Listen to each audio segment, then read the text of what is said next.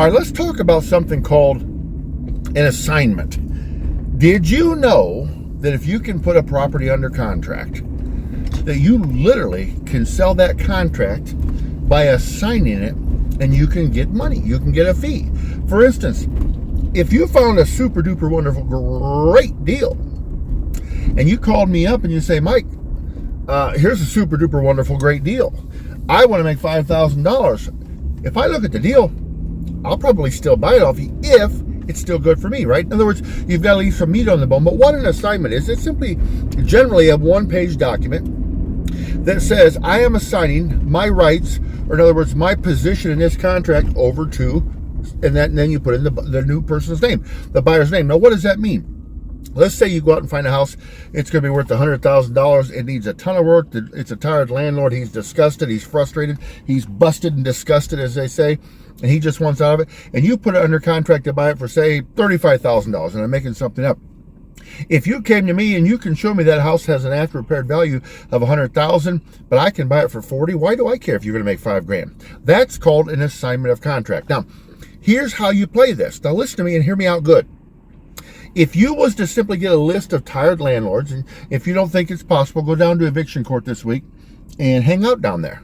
And when a landlord comes out and he's frustrated, he's gritting his teeth and his face is red and he's sweating, that's because he just got done doing battle with some loser tenant that cheated him. And of course, it's never their fault, right? Your Honor, I meant to pay, the dog ate the check, the aliens beamed me up, and all the other nonsense. And that landlord comes out. If you walk up to that person and say, hey, how would you like to sell that property right now as is? I'm going to need 30 to 45 days to close.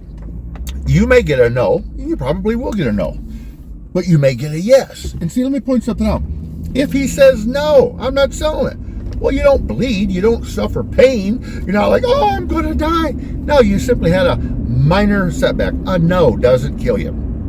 But if he says, yes, I'm ready, you literally can pull out a 1 or 2 page purchase and sale agreement. And it's so simple. It says, I'm buying, you're selling, here's the price, here's when we're going to close, and he guarantees clear title.